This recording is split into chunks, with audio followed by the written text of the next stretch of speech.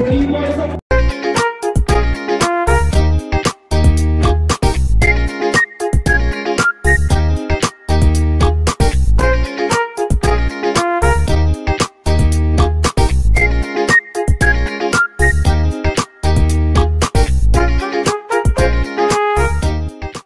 up there, Lagaynians? It's me again, Alvin Bautista of Exploring Tarlac. For today's vlog, guys, naimbitahan tayo sa isang pinagmamalaking brand, ang Monday Australian Yogurt ng Tarlac. Meron na siyang bagong branch dito sa may City Walk, Tarlac City. Kaya kung mahilig kayo sa mga Australian Yogurt, guys, pwede na kayo mag-visit dito. So ngayon yung grand opening nila and meron silang guest na artist. Mamaya papakita natin dito sa ating vlog. And of course, guys, titikman natin yung mga offer sa atin ni Monday Australian Yogurt.